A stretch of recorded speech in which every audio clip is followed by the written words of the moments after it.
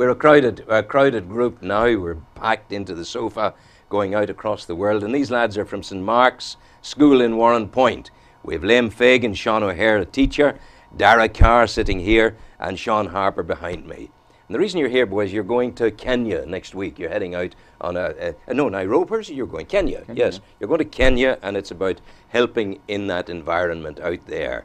We're particularly aware of that kind of thing on this program because we outreach to northwest Nigeria on a constant basis and build schools there, or help people there who build schools to do it. Sean, what's this about? Where are you going? Why are you going? And how did the contact become established?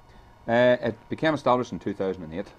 I was the leader in charge of St Mary's Youth Club in Burn, and there was a guy come in from the SELB, a man called Paul Bradley, and he had been to Kenya that previous summer, and he says to me, would you be interested in going? Just myself, and I thought I would put it out to the kids of Burn in the community, and 18 of us went, and that was July 2008. And every year since, I've gone back. Yeah. We established links with a family over there the first year we went, and I've gone back every year and helped them. The nature of our project is we build a classroom onto a primary school. The little area is called Narumoro, which is about maybe 4.5 or 5 hours outside Nairobi.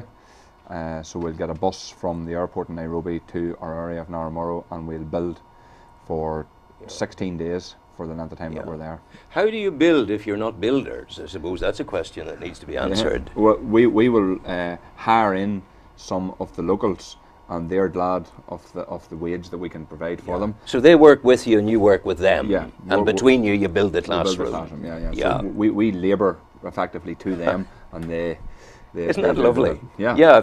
If it went on, the natural extrapolation of that would be you'd be working yourself out of a job because they become so good they wouldn't need you. That's true. Have you been there, Dara? No, this is my first time. And lads, Sean, you haven't been there either. First time. So what's in your heart going out there to on this exciting adventure? Yeah. Never been in Africa before. What's your expectation? Definitely, it's going to be a lot different to what we're used to here, Rowan. What do you think you're going to see? I'm going to see, well, from pictures previous years, and you definitely, one thing that strikes me is you see a lot of happy people, tremendous smiles in their faces, any photo you see, but obviously it's a different world. The standard of education, the lifestyle and that isn't as good, and they don't have the stuff that we would have over here, but definitely a big eye-opener, I would say, you know. Sean, what's the source of that happiness that Dara refers to? What makes them happy? Probably no worries.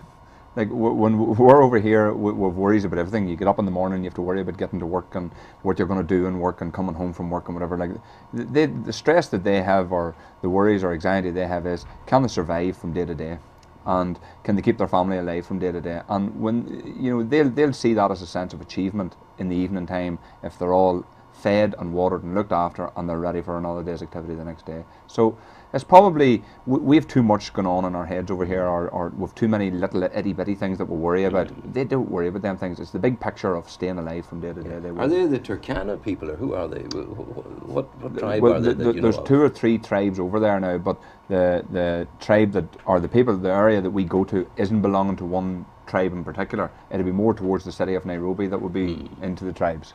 Yeah. So what the kind of environment that you're operating in, what is it like?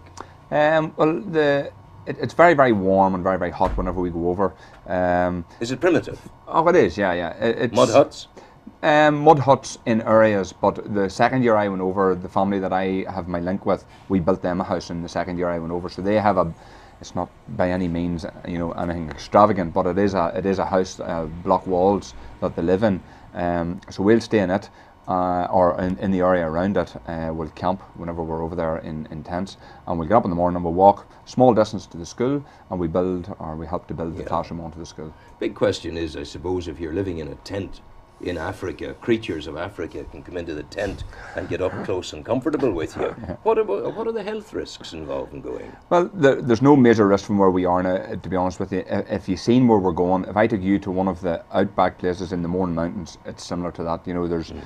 there's very, very little, or very, very few, I suppose, animals or anything, or risk animals would be in the area where we are. The biggest problem we have is ants. They are absolutely everywhere. Oh yeah, they will eat you. Yeah. They're evil little fellows. Yeah. I was going to use another word, but I thought I wouldn't do that. But so the people there, they get up in the morning, they do their business, you say. What is it they do? What do they make their money from? Or how do they live? They farm. So the family, the guy that we're going to is a guy called Jeffrey Gatier, and he would have maybe 2 acres, but he would have the 2 acres split into 4 different paddocks, and he would grow maybe potatoes, cabbage, carrots, and green beans. He'll harvest enough for his family. If he has any excess, he'll take them into town and he'll sell them, and that's where he gets his money.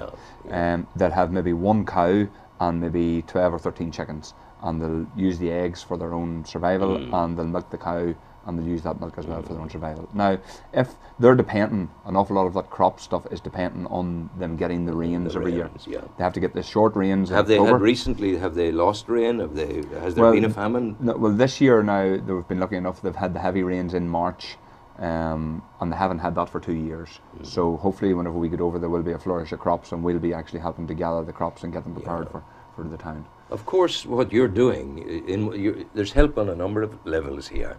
There's the help of going out to the people, but there's also the help for you, the likes of you, Darrell. When you're going to see things, you guys are going to see things out there that will change your lives forever. You're going to be different human beings.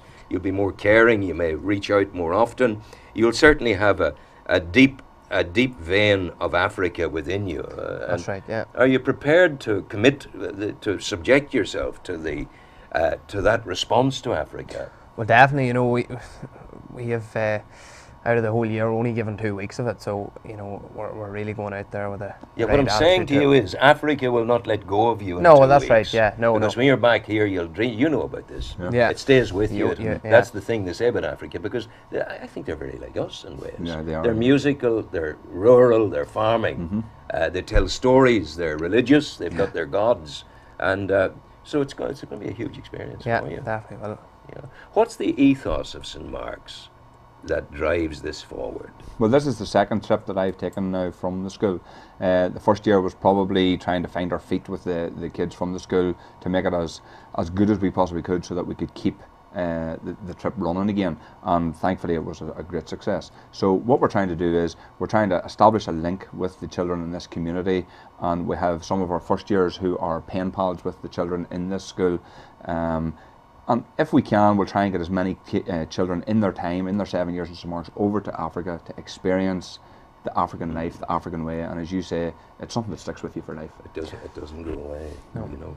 But boys, I wish you the very best. Look, do you need to raise money, or what are you doing? Yeah, well, we have raised money. We've done a number of ventures, and we've a number of people to thank for all their help that they've given us throughout the year. Yes, it started on the 25th of June last year, whenever we said we were going, and the first thing we done was a mountain walk, and we got sponsorship from that, and from that right through, people have been very, very generous. So people across the world now, if they want to help you, how do they do that?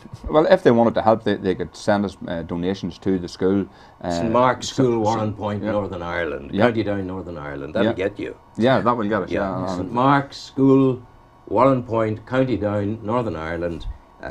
Send them some money from wherever you are on the planet, and you can rest assured it'll be made good use of. Oh, definitely. Definitely. Lads, thank you for coming in. We wish you well. Thanks very much. We'll see you before you go, and maybe make a contact with you when you're out there. That would be a good thing to do. Sean, we'll have some music now, if you don't mind. Take it away.